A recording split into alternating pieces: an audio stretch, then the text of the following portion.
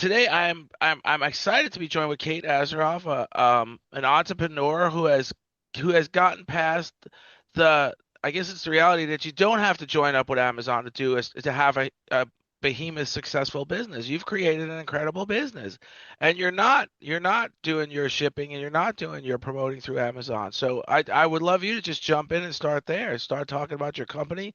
I know you're big on sustainability.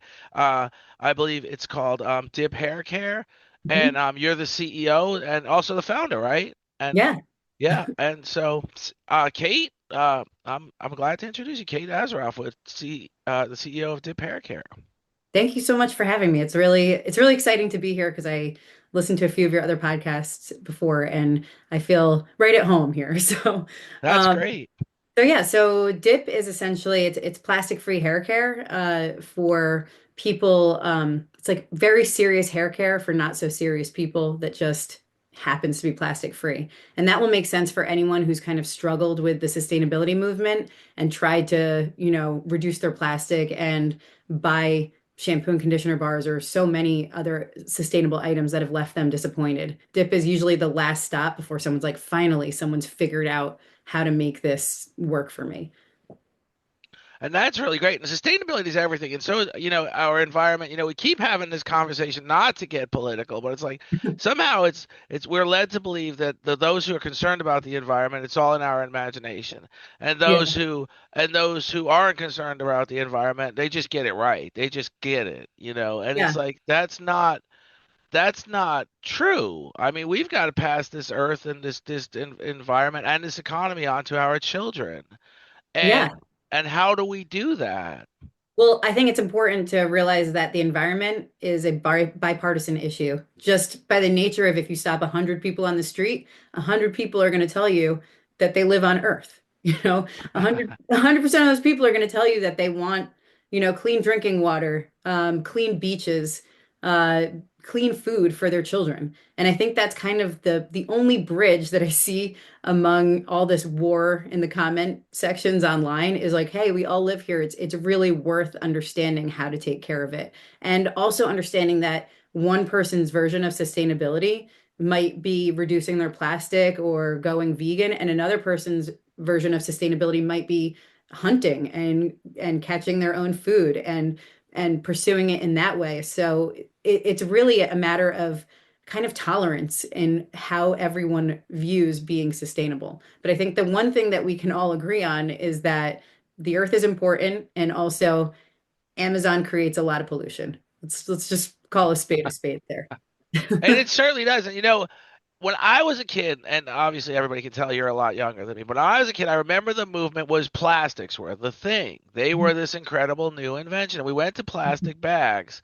And then everybody's like, oh, paper bags were what you got in the grocery store up until we went to plastic bags. And then came the hard reality that plastic bags were contaminating our landfills. They're never breaking down. We're covering them over with dirt. We're building houses over them, but we're having real problems afterwards. So now we're back on the discussion of plastics. And like you said, that is the biggest elephant in the room that we can think of. I mean, granted, there's O2 in the environment, but plastic is one of the biggest issues that as consumers and as buyers we can conquer, that we can really Yeah, get together on, because we can ask the people that are producing the products to use less plastics. We can totally. demand it of them. And you can't, you people can argue about climate change all day because it's kind of, you can look at a chart or graph and it feels intangible and people can make excuses for all sorts of weather patterns. But plastic is visible. There it is not only accumulating on the earth, but is also accumulating in our brains and bloodstreams and tissues. And so it's very difficult for me to understand why people aren't motivated to reduce their plastic, just kind of with all the new information that's been coming out. And what is I think is really crazy is that how plastic impacts human health has been known for well over a decade. And that's kind of how I got into this in the first place. When I was pregnant with my first son, I read about the horrors of plastic and endocrine disruptors disrupting the hormonal health of just fish and aquatic life and amphibians. And then you see now, 10 years later, that it's impacting human health the same way.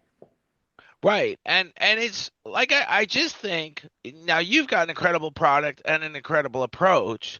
And I just think more companies could take that approach. Not like we don't want them taking your product ideas, but with that approach to a lot of things.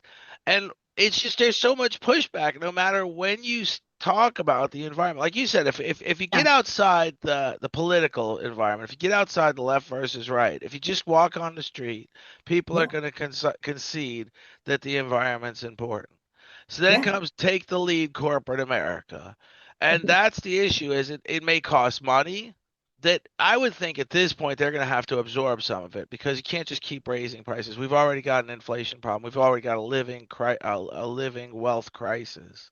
So Yeah. people aren't but you've created a product that's affordable and you've made that switch. And on top of that, and I really want to get into this is that you're not promoting your product through Amazon. How did you get that distribution center? How did you get that product out there? How did you get the word out there?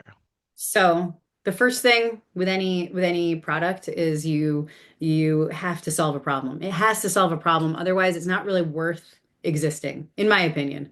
You know, you see a lot of problems out there, gadgets, kitchen gadgets that really aren't any better than a knife, you know. So for mine had to solve this sustainability disappointment was number one because I think a lot of people really with good hearts and best intentions bought into the sustainability movement in 2020 only to get burned by those products really not being what they said they were. And I think a lot of people who switch to like plastic free deodorant have a story of a bad one they purchased or maybe several bad ones. And same thing with shampoo and conditioner bars. I tried so many different ones and it became almost like a comedy of there being they lined up in my shower almost like a graveyard or tombstones because I never wanted to use them again. And that was the exact opposite of the impact I was trying to create by switching in the first place was trying to reduce plastic. But really when it came down to it, I was so disenchanted by the movement and I'd been in the beauty industry for 20 years. So I was like, I can solve this myself, you know. No one wants a bad version that's plastic free just for the sake of being plastic free.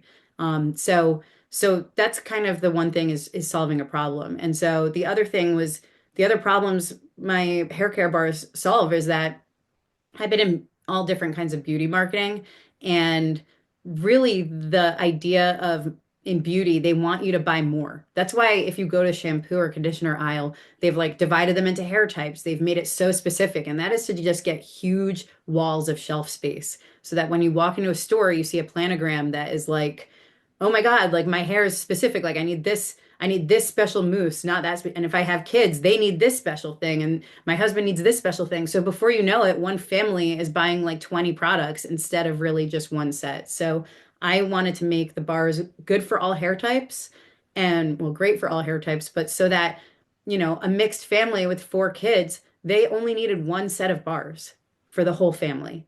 And the company is built with that kind of empathy in mind for people who are trying to save money and people that just want something good, you know. The conditioner bar is something that is really my middle finger. It's my little private middle finger to the beauty industry because I used to spend a lot of money on salon conditioner. Around 50, it's embarrassing to even say $50 a month on this one conditioner. And my dip bar actually it's $32 and it will replace a year and a half worth of conditioner for me personally. So even if you don't care about plastic, the money saving is there. Your wallet's thicker by switching to the dip products. And then there's plenty of people. My frustration is I'm a runner. I'm an athlete. I am out and hitting the trails every day. And it's kind of conventional wisdom that you're not supposed to wash your hair every day. And I thought, what if we can make a shampoo so gentle that people who are, you know, training for a marathon or people who are like nurses that come home after a shift and have to shower before the next shift or people that work in daycare like they're able to shower every day without that kind of anxiety of, oh, I'm going to ruin my hair. So I tried to solve all of those problems so that it would create a reason to exist that was compelling enough for someone to share that loved it would share with someone else. And that I didn't need the kind of review pollution of Amazon to and the fake and phony reviews that were on there for, you know, 2 decades to be part of the purchasing decision. And that's just incredible because the one particular product you just mentioned, you literally were spending not in the 16-month period you were spending $900 on, and you reduced it down to $32 just for Yeah. yourself. So Yeah. in that it would be the 18-month period, $50 a month, you were spending $900. And then the one Embarrassing. product, yeah. No, but I mean, but nobody realizes this, and the product's better, and that is a big concern. That the product has to be, Yeah. it can't even be equivalent. Because I once Right. bought, I can't, I once bought a pharmaceutical stock, right? And they had Mhm. a treatment for lupus, and it was this promising treatment, and the stock climbed. But then what happened was, it turned out it was only as effective as what was out there already. So nobody switched, and then Right. they said, but you can actually apply this particular medication less frequently, and the medication that you are applying does have side effects, but it didn't work. It Right. literally has to be, and so the stock plummeted, but it literally it literally has to be better. And you managed to do that. And Yeah. that's just so interesting because both my kids are swimmers, and they Oh my swim gosh. 6 days a week and Yeah. doubles. So they're showering. So I'm literally going after this podcast, going into your product line and seeing, because I want them to start now at the age of 13 and 17 to start Yeah. realizing how big a difference this makes. It's Because interesting. It's interesting that you even bring that up because we just were asked by the USA diving team to sponsor them because the conditioner bar will also detangle your hair after swimming. And so you basically dip the bar in water and run it down your hair, and then you can run your hands through it. And so whether you're surfing the ocean or swimming, doing 2 a day practices, it will help protect your hair and stop it from getting brittle and breaking. see, and that's just incredible because they're both swimmers. They're both swimming. They both Amazing. swam this morning, and they're going to swim after school today. And then tomorrow morning, I take them, and it's just incredible because, um, and like you said, they do both. They do open swims. I mean, they're not open swimmers fanatics, but they do go out in the ocean and do a 5 mile. Yeah. Then one time he came out with hypothermia, which really took the wind out of his sails. But but they do both, and it's just incredible that this product is available, being sponsored by the swim USA swim teams, and I need to know more about it. And it's incredible that you got the word out, because the first thing I said when I saw this, I was like, I was so focused on this interview that I was like, wow, this is, and I'm really excited about the product and the thinking. Sometimes when you think about it, sometimes there was a person once told me, um, that some kids don't even have a glass of milk in the morning. And I said, some kids don't even have a glass of water, but you see a running faucet everywhere. And you know that if that would just stop on a grand scale, we could literally conserve water for the next 100 years. So it's Yeah, it's the little things. It's the micro, not the macro, that makes a huge difference. And totally. and and it's just fascinating. And then comes, so you have your own website, right? And then you get Yes. the word out, right? And then of course word of mouth makes it travel, even just like this podcast, and my own interest in it will make it even bigger. So is there any thought of, for young people looking to be entrepreneurs, is there any thought about going public down the road? Is there any thought about? No, I have. So what kind of confuses a lot of people when I say it out loud is that I'm not chasing hyper growth. I have two children as well.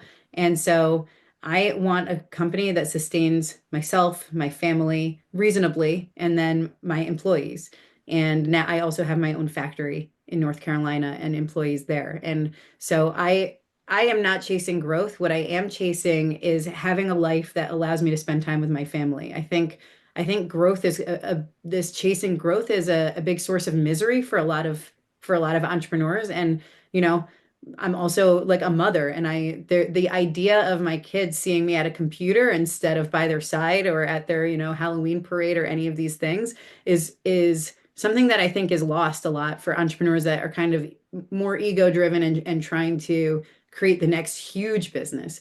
Like I want people to know and listening that you can have like a very successful small business that still feeds you, pays your car payments, like, creates jobs for other people. That is way more important than chasing something of being like a huge, huge brand. And and I wish more people would kind of hear that and understand that and set smaller milestones that keep them happier.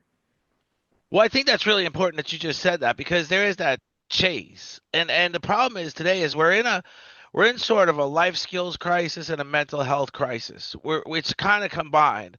Mhm. And the that's a real big understanding to understand it. Yeah, you may love the idea of having a McLaren, but are you going to have it? Are you going to ever really need it? Are you really going to enjoy it when you finally get it? Will it make And you happy at all? well, right, right. And it probably won't. And that's one thing that young people are going through today is I kind of break it down like in a metaphoric way. It's like the iPhone. You know, if it just when I was a kid, I used to run home just to pick up the phone and call a friend. It's good to have cellular phones in your pocket, but every year you really don't need a new one. But they've gotten these marketing strategies where yes, you do need a new one. They've got it Mhm. embedded in your mind where you absolutely do need to get the newest iPhones and Yeah. newest.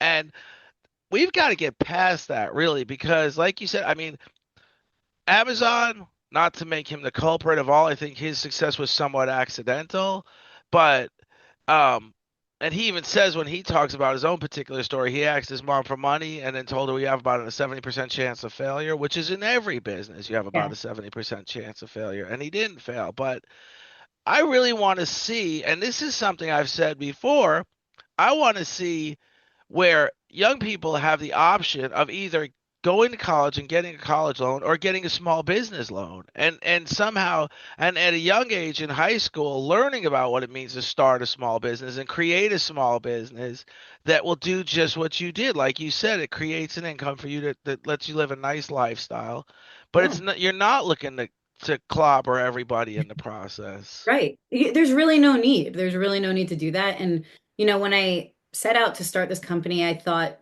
can I take everything I've learned about beauty marketing and big box retailers, everything I've learned about that and kind of turn it on its head? And that's really how it was born. And, in the very beginning, I knew that the kind of store I wanted to support at first was refill stores, which, if anyone doesn't know what that is, it's basically you go with a container to a store and you can refill your hand soap or your laundry or your, popcorn kernels. It depends on the store that's near you. But basically, these small hubs, they're environmental hubs around the United States. They exist in every state. And these are people that are now, they're kind of rock and roll because most of them I know have left corporate America and started this like environmental store that educates entire communities, localized communities about plastic, about they basically do all the homework so you're not buying the crappy sustainable things that you see marketed online. They've tried every version of shampoo and conditioner and then stock dip. They've tried every version of like toothpaste tabs and they choose their brand for that. So they've vetted through all of the marketing and every version of a product that's sustainable and they've gathered the best of the best. They have to invest in the best of the best for their shelves. Otherwise, their store would collapse. And so for me, it was very, very important. It's kind of bigger than shampoo and conditioner bars. I really wanted to use my brand and what I know about marketing to drive people into these stores so that, okay, you go for dip, but maybe you see another substitute for plastic in your life. So I'm trying to soft serve the plastic movement instead of kind of like finger waggling and fear mongering people into it, which I think is very ineffective. Right, it really is. And like you said, it's just gonna it may very well just happen over natural gentrification of people more and more, especially young people, because they I say it all the time, they're so much smarter than us. And the shit show No. we've produced for them to look back on is just great because when they get it right, we're gonna laugh at ourselves. And Totally. we're gonna say, I can't believe we didn't see these solutions. You know, like the I think it's just a story, but I can't. But the truck that got stuck under the Midtown Tunnel in Manhattan because it was too tall, and Yeah. they engineers were talking about how do we carve the roof out of the bridge or something, and the child said, "Lower, why don't you just let the air out of the tires?" And everybody was like, "Wow, that just lowered the truck 8 inches." And I don't think the story's true personally. I think the engineers would have came, but if it was true, it's that's kind of thing I'm s- I'm believing is our children are so much better at so much of what we're fighting about that they're Totally. just going to come to agreements Yeah.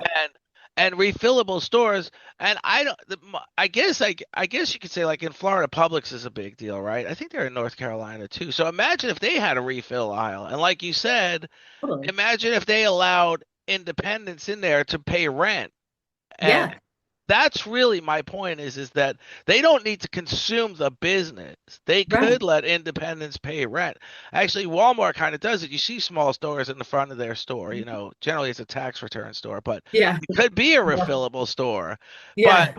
and that would be a great thing because again, we're getting back to the point where the small entrepreneur has been squashed, just Totally. squashed. And I mean, with Amazon, you either go through their distribution center or you're not a distributor anymore. Yeah, and Amazon, the algorithm favors the cheapest and the fastest, not the best. So you're not actually getting like a vetted product when you shop on Amazon. I go to my local UPS store because I have to ship things for the business, and it's full of people just dropping off stuff that they bought on Amazon that they want to just get rid of and want their money back. And that is like pretty crazy when you think of just the aggregation of all these people doing returns. I mean, even just we just had Halloween costumes alone, the amount of people that wear their costume, return it, and it goes back to Amazon and then eventually, usually to a landfill. Like that is a crazy environmental disaster that Amazon is creating.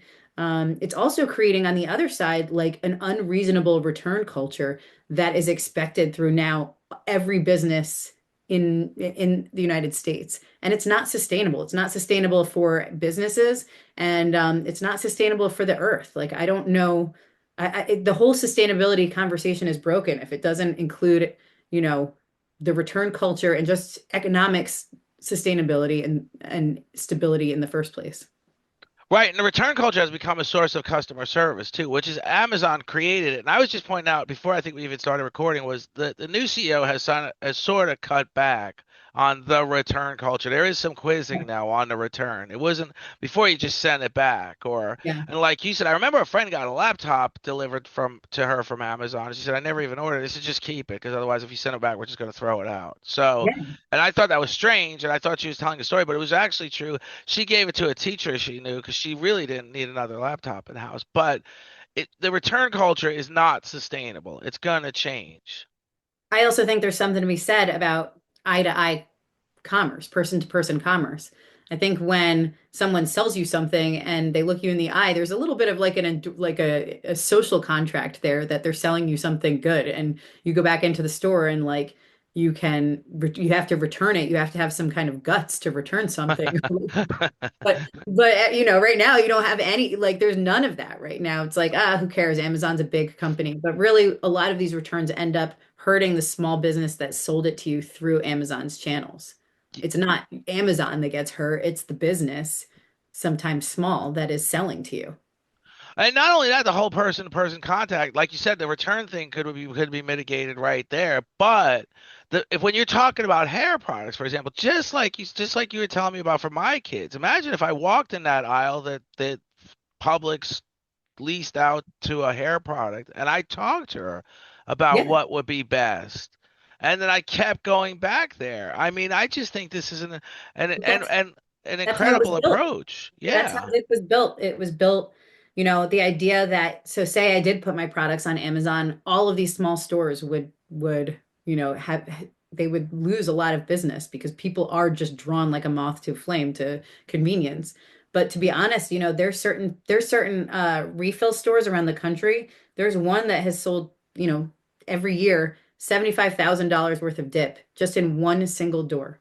There's another one that has done 50 plus thousand, one single door there. And this is like not a unique story. I am genuinely facilitating sales and making sure that people shop in their stores, and those stores just, having products adjacent will also get into into this like refill movement and be exposed to other plastic saving items. I genuinely, like every box that goes out, the store locator is right inside. It's like, hey, next time save on shipping and support in your town.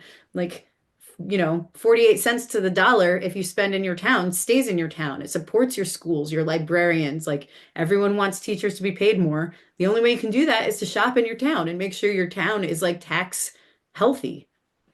Right. That changes. Yeah, that does increase the tax revenue significantly. Absolutely. And then you get, like you said, there's just this full circle benefit. And on top of the fact that you're getting better products, because like you said, Amazon does lead you to the cheapest. And then, and Fast. and if you decide I want to know what's better, you can go on to reviews, but you're not really getting credible info. You're not even getting information you're really looking for either. You're just No. you're kind of hoping for the best by researching a little. And that's just I know when I go into the GNCs and I'm talking about like vitamins and stuff, they're really helpful. They really tell you everything. And then Now they imagine if you only had incentivized reviews to tell you what to buy. Like so instead of GNC, you're shopping on Amazon and they're having Amazon has a real problem with like a lot of the supplements aren't real.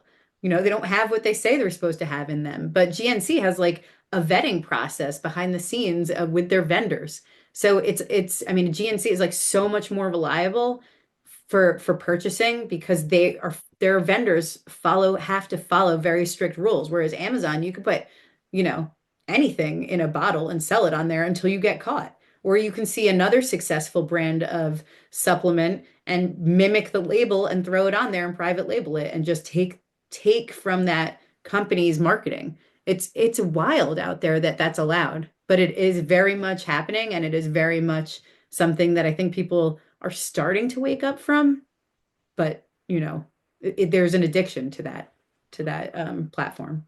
Well, people are waking up. I always say, I always found it interesting. Warren Buffett bought Kraft and the investment was horrible because people are tired of eating that crap, and people are waking up to healthier living and healthier eating. And Yeah, this is just an incredible movement you've created that we're talking about the environment. Now we're actually talking about, like you said, our own health when we use better products, right. better, safer products Yeah. and products that work. Like I said, my kids generally shower at least twice a day. Mhm. And I want to switch those products already just by having this conversation. I want them to know about those products starting today, moving forward for the rest of their life. Yeah, And that will take shape. And that's just an incredible thing it's going to happen. it's And gonna that's what happen. I, yeah, it's going to happen. And it is happening, actually. Like you said, you're literally shipping to one single store that's selling one particular product in an enormous amount. So it's going to Yeah, happen. it's And it's an happening. Go ahead. And it's fun. I don't, as an entrepreneur, it's fun. I know these store owners and salon owners, surf shop owners all around the country. I go and visit them. That's why I spend my marketing dollars going and meeting their customers in person. I go and I make sure people can ask the questions. If a store owner has a customer in and they don't know the answer to a question that the customer is asking, generally that store owner will just text me and the customer is floored that they can get an answer from the business owner.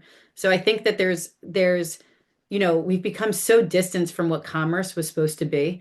And I've always been really interested in it because my degree is in economics. So I always watch like the behavior of people purchasing has always been interesting to me.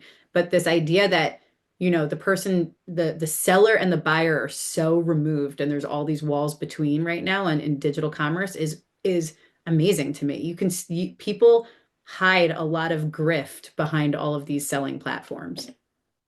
Yeah, and nobody really knows what all that is because the fact of the Right. matter is, it's like because it's all digital, it's all instant. It's really just all instant. You're just clicking Totally. and you're going tomorrow or the next day it'll be there, and then we'll start using it, and we're fine with Yeah. whatever it is.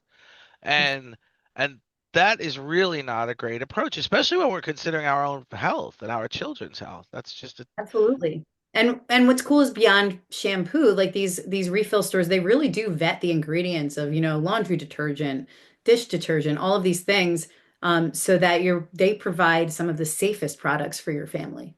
And so a lot of times you don't have to spend all these kind of hours online reading reviews, reading labels, reverse engineering ChatGPT ingredient lists. You can literally go to a refill store and know that you're in good hands.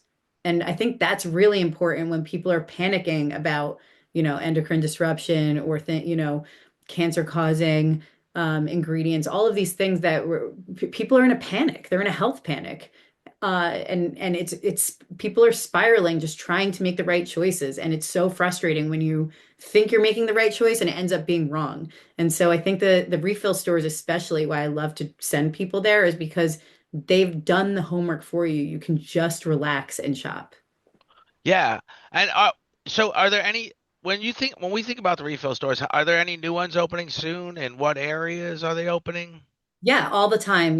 Sadly, there's always closures as well, but it's an emerging market. They're opening all over the place. They exist in 50 different states, all the states. So they're everywhere. And you know what, where are you? Where I'm have in you? Claremont, Florida. I'm in Florida, North Oh Florida. yeah, there's tons in Florida. There's tons. Really? Yeah, they're in Florida. I think like some, and some of our hubs are like, you know, Florida's one of them. We sell a lot in Virginia, a ton in Ohio. Ohio is one of our most robust markets. Like they're everywhere. And so it's just exciting to see that it's you know growing, but at the same time, they a lot of these small stores don't have the marketing budgets to compete with like a Grove or an Amazon or you know anything that is in Walmart. But I think that my mission is really to just get people in and do and help with these podcasts, like get people into these stores because they don't have the marketing budgets to let customers even in their own town let them know that they exist. So now that you mention that, that's important that the podcast is a tool for you. Tell us about the individual products. Jump right Sure. in. That's really important. So then, when the podcast gets out, and tell us the company name because I want people to look it up and find them in Florida because I'm going to do the same. But tell us about the individual products and Sure. So, DIP is plastic-free personal care. And it's so good that the plastic-free just has nothing to do with our marketing. In fact, we rarely talk about plastic in our marketing at all. It's just really, really great hair care. So we have shampoo and conditioner. That's the bulk, and that's kind of the entry level thing for you to try. If you have to shower more frequently every day, you don't have to shower every day, but the shampoo is gentle and it's amazing. And it just won from Oprah. We didn't even enter in, and it won Best Shampoo for Curls, which is like crazy against wow, actual bottled brands.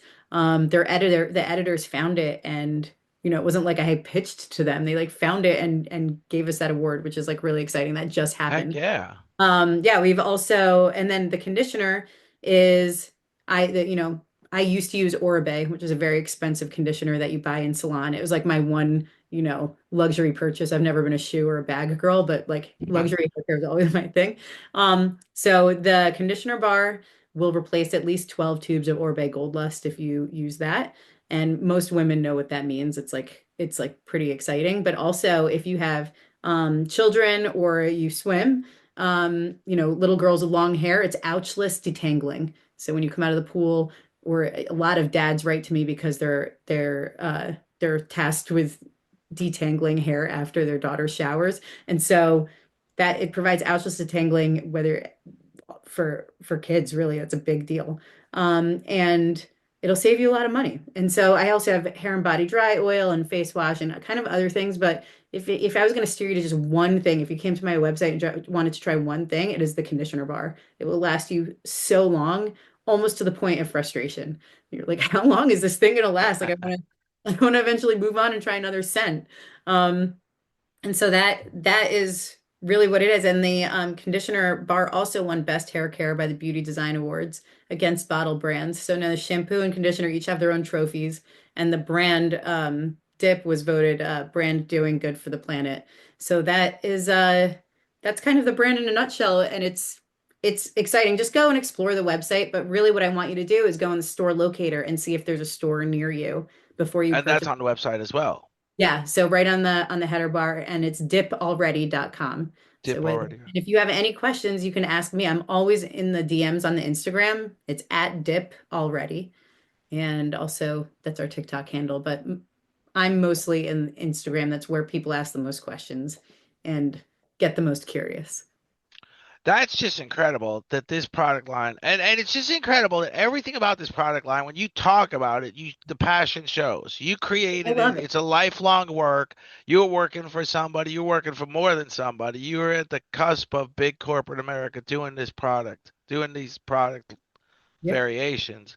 And I just think that's just so much of what my podcast is all about is this, the environment, health, um, and then comes the independent business person. And that's been swallowed up by big business. And this all really in a nutshell changes a lot quickly. And I really wanted to prove that it could be done. So for a long time, I was quiet and I was working and I was building, and I wanted to prove that you could build a successful company without influencers, without, shisty marketing tactics, without bombarding people with emails, without Facebook ads, TikTok ads, and without all of that. We've done it without all of that. It was just genuinely great products that people can't believe are good, and they go and tell people about it. We've sold, over 257,000 bars without a single ad, like Facebook ad or Instagram ad. Like that's kind of a big deal. And That's huge. it shows that we don't, once someone finds dip, they generally stick with it because they're happy with it. And they have to stick with it because it lasts so long, the conditioner. Um, but Yeah, it that but it's fun. It's fun to, we only show paying customers on the feed. Like you can't be an ambassador for the program for the company unless you've actually proven that you've purchased and used a full cycle of bars. You have to at least have used the shampoo the whole way through. That's really like we check to see if people have actually purchased because you see in marketing and advertising right now, it's people that have used a product for 5 seconds and then are telling everyone about it in the new creator economy. And like, I don't think that's very respectful to customers or potential customers to have kind of like these surrogate um, customers that have never purchased anything or have purchased it for 5 seconds to try and like then promote it all over the place. no, and that's just incredible that you hold your own product to that standard. That the testimonials are really truly testimonials. It's, That they it's are, fun. like you said, the bottle lasts potentially a year, and you've got to go through that whole cycle. So you've literally had to been in business for 5 years to get a variety of testimonials. So, Yeah, it's a and slow burn. It was slow to grow, but also really, really fun. And you talk about people starting businesses. I spring out of the bed in the morning to talk to my team. Like I start at the first 18 months, I did it completely by myself, and now I have a team. There were 7 of us, and it is really rewarding and really fun. Um, and I can't really express what it's like to have such an amazing team. I hear so much about company layoffs and all of these things that are on the horizon. My team is solid, and some of them have been with me since 2022. It's pretty amazing. right. And then comes again, not the question of launching this or scaling this into, but are you going to start opening more distribution centers now that you've got a base, a team that can, and you've got, Um, I don't feel the need unless maybe suddenly we're in like a very steep decline or something shifts, but right now we're really happy with the way it's running and the way it's moving and growing organically. It's really it's a nice place to be. It took a lot of work to kind of engineer the business to get to this point, but I'm really happy with it. And I'm happy when I wake up and I'm happy when I talk to my team and they seem pretty happy. So it's a rare instance where I'm not really yearning for more. I'm happy that's where I am. just an incredible business model. Warren Buffett calls it a moat, like an emotional connection, and it just grows that way. And he's actually got one particular store. He's got, well, one store he loves the most is C's Candy, and it is good. Mhm. And the other store he has that seems to just, it has one or two. I think now it's just opened a second location. Is at Borsheim's Jewelers, but Mhm. they just ship all over the world, both stores.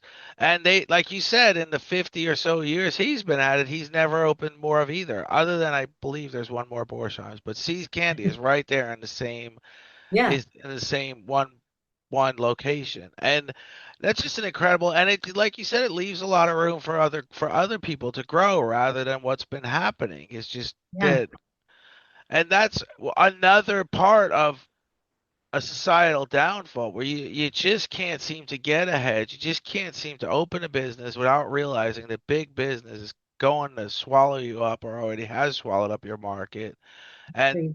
it's really hard. Yeah, it's really crazy. And that's just amazing that you've created this. And To anyone listening, I don't want them to think it was easy. I was a lot of fear going into and like staying like this very narrow path. I was like, I'm going to sell in hair salons to really show credibility for the product. And I'm going to sell in surf shops because it really solves a problem for anyone who's enjoying the ocean and like doesn't want to see more plastic there. And I'm going to sell in zero waste stores because my heart and soul really wants people to go there and discover more plastic free things. And that was it. Those are the 3 channels. I don't really need to be in a bunch of other places, to be honest. Yeah, and I'll be honest with you, I'm one of the ones listening right now before we publish this, and I've just been I don't think it's been easy. I literally think you entered into the realms of impossible, and then you got it done. And Yeah, I've experienced. I feel like when I talk about anything to do with the environment, I enter into the realms of impossible. Somehow we get into this dogfight about how it's just not a problem or it's just, but you've created a solution, not just talked about the problem. And not only have you done that, it's like I said about the product too. It's not only a great product, it's better than anything out there. yeah. And that's just And incredible. And I think there's, a lot of small stores share about our products on Instagram and TikTok, and they're also equally excited because they don't have to compete with a 24-hour marketplace all the time. There's something really exciting about feeling a partnership with a store owner instead of feeling like, oh, like let me just discount to oblivion and hope that they can sell it at retail price. There's a lot of that going on online where like stores will happily buy a product and vet it, and then that brand will undercut them so hard that it's impossible for them to sell.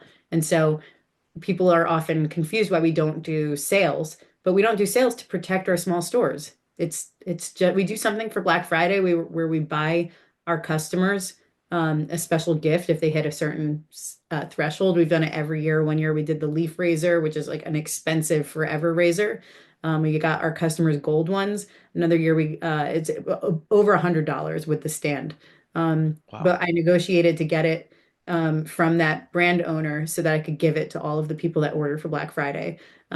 Last year we did a Secret Santa. So everyone that ordered from our website for Black Friday, we gave them like, we looked at their order history and gave them extra of something that they loved. And like, that's kind of how we reward our customers online that don't have a store nearby. And it's fun. Like, it's fun to be irrationally generous with your customers instead of kind of nickel and diming them all the time. And this year is really fun. We're doing I haven't sent out the email yet, but sneak preview is where do you know the Eno hammock? It's like a hammock that's made for two people. Yes, I have seen it. Yeah, we bought where we've bought for our customers that hit a certain threshold, Eno hammocks that fit two people with the really nice straps so they can get outside. Wow, that's incredible. And like Yeah, I said, that's the kind of thing that creates that emotional connection and builds that business. It grows on its own. So you do this, and yes, it has an expense, but the expense isn't advertising. The expense isn't price cutting. The expense is actually creating this incredible emotional connection with this product. yeah, And I just think that's just an incredible way to, I used to run a restaurant. I used to work at a restaurant chain. And I loved opening the store, right? And like you yeah. said, there's a connection with the first few guests that walk in the door, right? Some would even just want some of the coffee I was making because I would generally get out late and start early. But it was great to talk to these people in the morning, and it was great that they were waiting for the bartender to get there. And it's the same. I mean, it's not the Yeah. same thing at all, but No, there's um, so much energy that comes from your own customers. Like I never forget the only reason I'm able to do any of this is because I have customers. right, It's so right, and cool. then it's really a nice way of it's a nice lifestyle. You get that store, you open that store, and he may be telling his customers about the potential for getting that hammock or the potential Yeah. for getting that leaf razor. And I just think it's an incredible way to do business. And it's kind of old school because like you said, It's old school. the new school is nothing like that. It's Yeah. just like Amazon algorithms leading you to the lowest price, and then you're reading well, not fake testimonials, they're testimonials, but who knows what they're based on. Exactly. It's crazy. And the only way to kind of, you know, the only way to kind of make sure that we don't have a situation where Amazon could just like lay off 30,000 people is to diversify where we shop. It's really important that your local stores, when you support them, that they can hire the teenagers in town. A lot of it's like a teenager's first job is often in a small store. Once all these small stores disappear, you're not going to have these third spaces that everyone's craving so much. You're not going to have like the teenager like jobs where they're learning eye to eye contact and like how to deal with customers. I mean, there's such an issue with everyone taking their hard-earned money and kind of siphoning it into Amazon. It gives them so much power. It gives them it's too much power to a platform that now controls like price and jobs and access. It's just a choice you make every time you buy something. And I'd like people to that have listened to this to just kind of have one or two moments of hesitation before they go immediately to Amazon. Maybe just think, is there a gift? Like, say it's not stuff, right? Because some people are like not buying stuff. Say it's a gift for someone. Get the gift certificate for a locally owned restaurant. Do that instead of the Amazon gift card. It's the same amount of money spent, but the impact for your community is so much stronger. Yeah, that's really an incredible statement you just made. The truth is, there's so much more to it. Like you said, a lot of kids, the person eye-to-eye contact, the first job they get is restaurants, and I would rather see them in a job where they're talking about the technical benefits of a product than just using a meat slicer all day. And I experience, I know it because that's basically my foundation is the restaurant business, and Yeah. then came podcasting, but. But then, but the truth is that we need to this kind of movement, and it's literally happening in a big way right at your fingertips. It's your dedication. It really is. There's no doubt about it. I'm not overstating it. I'm saying it like it is. That this will change. This could literally change everything because kids do need more interaction with people. They need to get out of. They need to get off the cell phones and the video games. They need to get in local stores owned by local people and think about then opening their own local store and doing their own local business. It In just fact, in fact, my latest employee was someone who didn't go to college. She was someone who at 19 started her own refill store, and it was one of the most successful ones in the country. And she eventually, she had to move to New York away from her fiance, and her had to move to New York, so she had to close her store. And I was like, "I'll take you. You know everything about refill stores and the movement." And she was one of the she used to sell around $6,000 of dip in her own store in every month. So I mean, she knows everything, and I couldn't think of a better person to come join the team. And she wasn't someone that went to college. She was someone, who took that risk and started a business at 19, and she's one of the highest paid people in my company now. And she's amazing. right. And she started at 19. And imagine you got to think of something when you think of her starting something at 19, the passion that goes into it. Because when you start something at 50, which is I started the podcast at 56, so I shouldn't be really be saying this, but when you do start something at 50, you've got life on your shoulders. When you start something at 19, you're really starting something and you're really passionate. That's how that store became so successful. Is that customer walked in there and wanted to interact with her again, even though Exactly. potentially that one product is going to last a year. He's going to bring a friend in him with him to just Exactly. interact with that person again. And she's And amazing, like so knowledgeable about sustainability, the good things and the ugly side of it too, the greenwashing. She knows everything. It's incredible, and I'm so lucky to have that type of person on my team. Like, I mean, I have lucked out with my employees. They are honestly the best. It's it makes running the company so much more fun to have a team that is so excited about what we're doing and also just such experts in their own lanes. and the fact of the matter is the passion you have for the product and the business, it goes to them. I mean, they're Yeah. working for you and you're all working together, and it's just Yeah. like it's not the same old doldrum as showing up on the side of a road waiting for someone to tell you where to dig a trench. This Totally. isn't it's It's totally fun. different. It's amazing. It's fun, it's problem solving, it's, collaborative. There's a camaraderie within the team. It's really like it's everything I wanted, like if I had envisioned a dream company and how it operates, like it's built, that's what I've tried to build. And of course it's like not perfect, but I don't think any entrepreneurship road comes without its bumps, but it is like really, really satisfying, and it's really I would wish it upon anyone. Whether you own a restaurant or you're starting, even a refill store of your own or even just a product line. It is really fun to interact with people that are just as excited as you are, even if for the first 18 months, like me, it was just customers and store owners.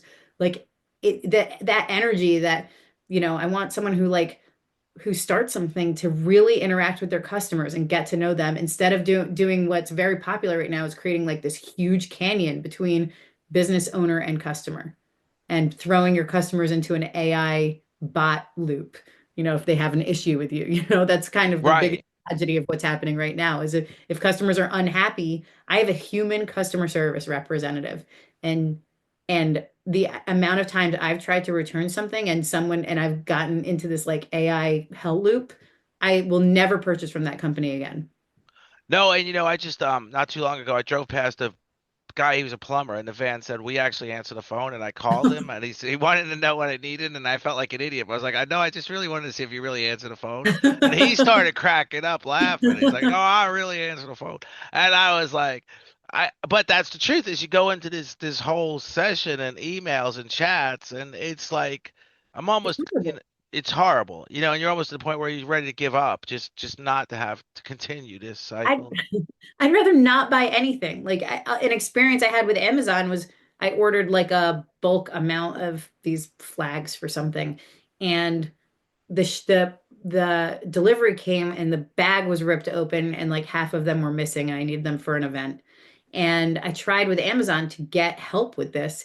And instead of helping me or believing me, I guess there's a lot of theft and fraud in that way. They were like, you have to go to the police department, file a report, and do all this extra stuff.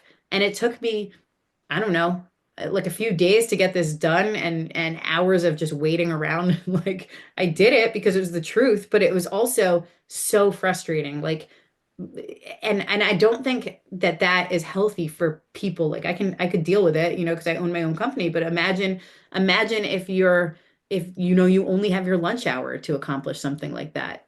Like that's got to be hell for someone to try and get their money back on something that just never got delivered. Yeah, it really is, and you feel like you've been, It's not only frustrating financially; it pisses you off that you're kind of getting shafted, and the All the reality is, time. and the All the time. reality is that, like you said, you did it, but generally the steps are, I'll just forget it after the third Right. step, Right. and And they count on you to just get like apathetic and fed up. yeah, I mean, yeah, I've experienced that so many times. I can't deal with this no more. I can't even. Another step will just make me crazier than any of this is worth. So, Yeah, so. totally.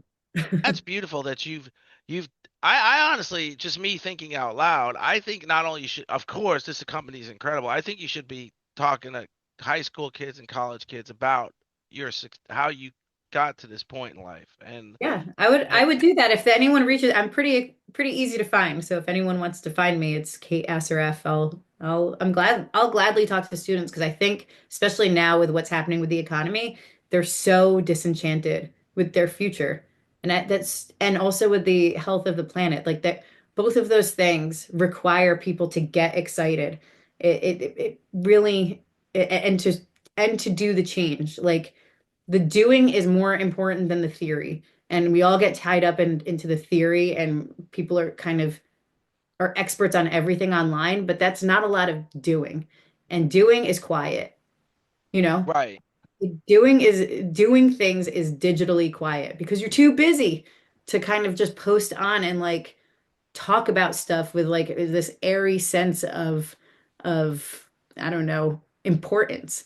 Like it's the doing is quiet and I want people to know that, you have to put your head down and really work at stuff. Even when we were trying to get into stores, it wasn't like sending out emails to people. It was picking up the phone, calling store owners and saying, I can guarantee you I have the best shampoo and conditioner bars on the market and I'll prove it. I'll send it to you. And many times I had people calling me from their towel straight out of the shower being like, I can't believe the conditioner had that much slip and was that good.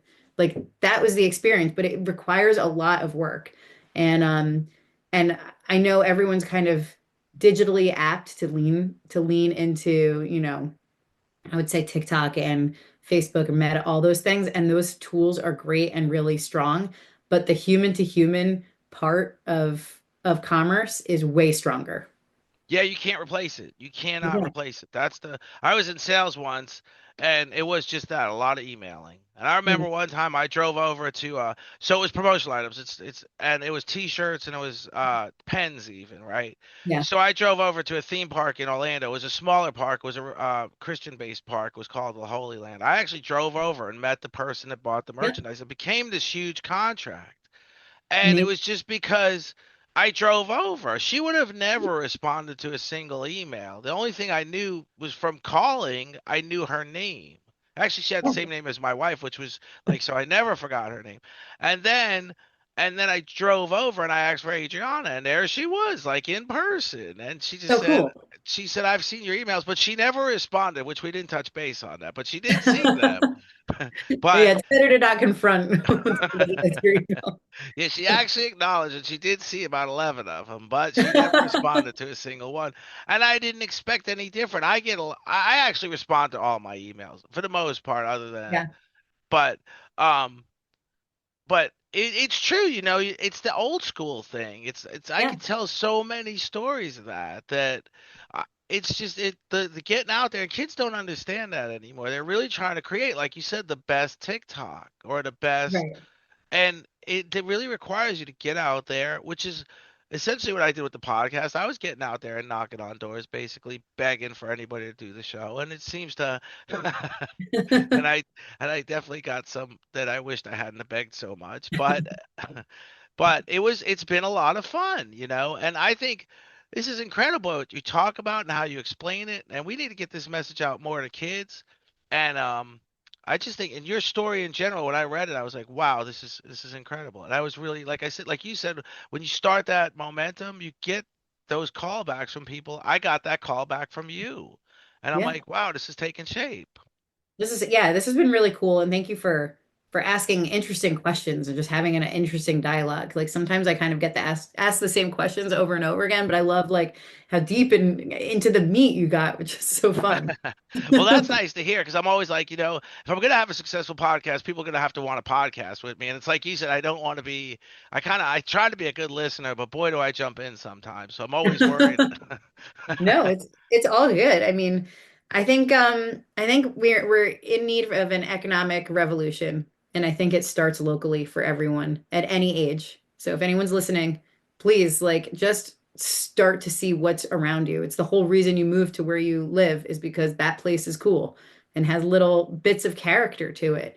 And I think, as every community becomes more homogenized, I think what everyone craves is that return to where you live being feeling like a choice, not feeling like it was chosen for you, and feeling like it's special, and not feeling like every boarded up store is eventually going to be a Spirit Halloween or an urgent care.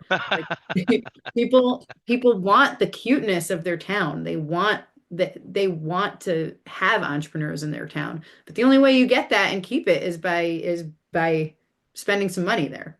You being the one that does it, you being the one that actually does the Yeah, heavy lifting by you. right. Right. Yeah, And it's not everyone should, it's I should. I You know, should. I should. Yeah, yeah. absolutely. Yeah, it's like you said. Yeah, or it will be just like you said. It will be get mowed down and become a giant central care, which has happened 3 times in my area already. So Gosh. there's a lot of hospitals in my area. I'm not complaining, but there is an Yeah. influx of hospitals in my area. Well, And it can't be that healthcare is the only thing that churns out money right now. We have like yeah. healthcare Amazon and then in October Spirit Halloween. That seems to be like what's happening in communities, and it's scary.